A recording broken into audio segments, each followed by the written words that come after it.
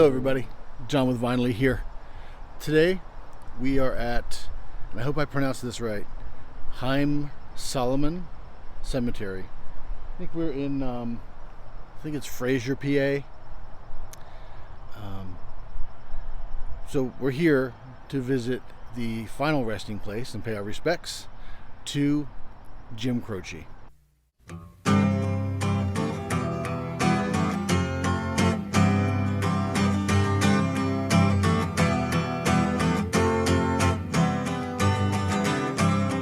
Tomorrow, where are you going? This is an absolutely beautiful cemetery and a beautiful day to be here too.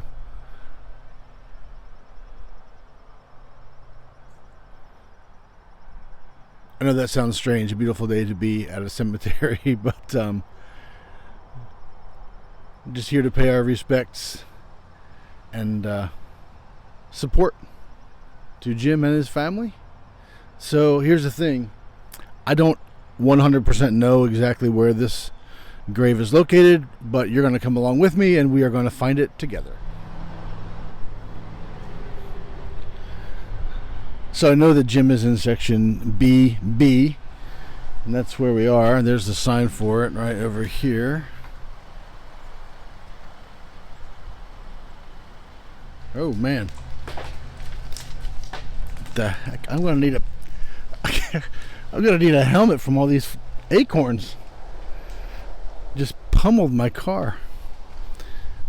Luckily it didn't hit me, but if another big gust of wind comes up, gosh, you might have to come out here and help me.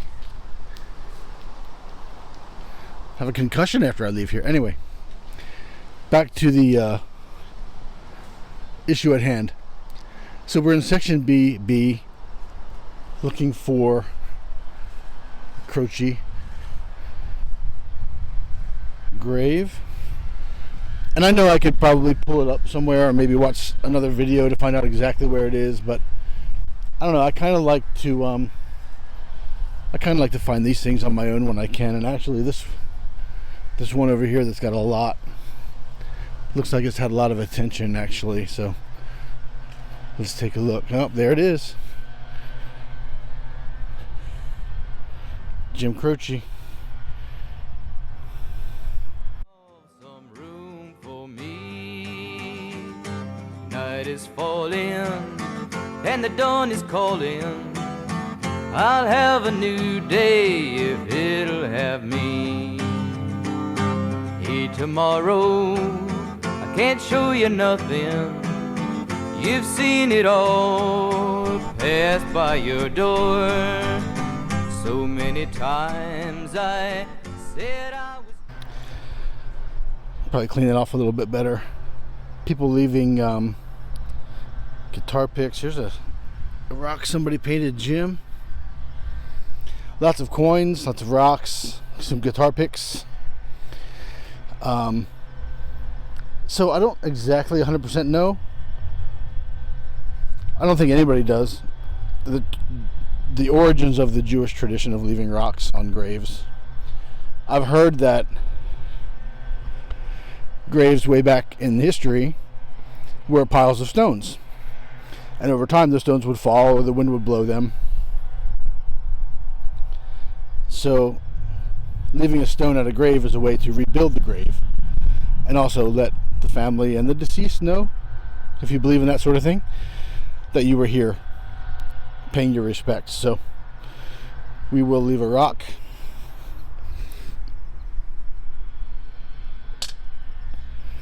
For Jim.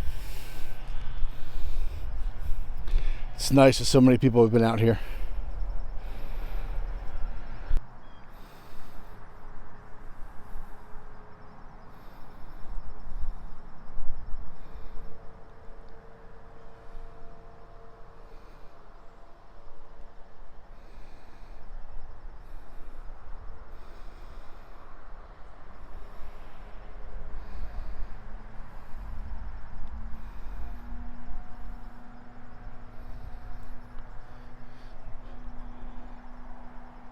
So you'll know Jim, of course, Jim Croce, as a musician, an artist.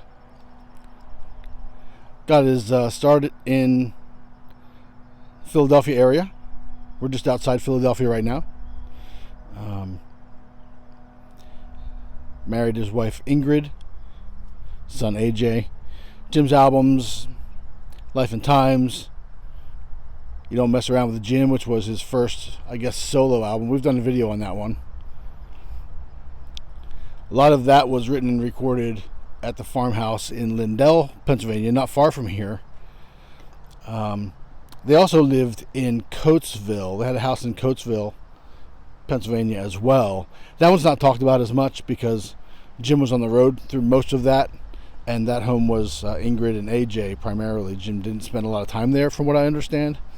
And then right before his death in 1973, they moved to San Diego, California. But a lot of Jim's music was written and inspired by things that happened here, and also their short time in New York City. They lived in New York City for a little while, and they said that that wasn't for them. They sold all but one guitar and moved to the little farmhouse farmhouse apartment. Actually, not even the whole house, a farmhouse apartment in Lindell, Pennsylvania.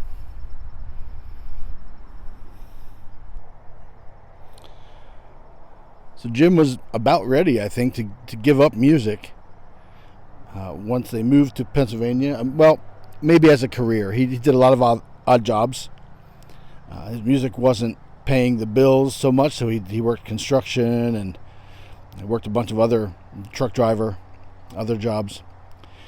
And I think if You Don't Mess Around with Jim hadn't become the success that it was, he might have chosen another career path. And in fact, at the end of his life, he had discussed moving away from music and kind of getting out of the public life and being more of a screenwriter or just getting kind of into writing and maybe some TV work. His friendship with Cheech Marin actually encouraged that. Cheech encouraged that. They met in L.A. and Jim became very close friends with Cheech. So he was thinking about going into television and film work. And then touring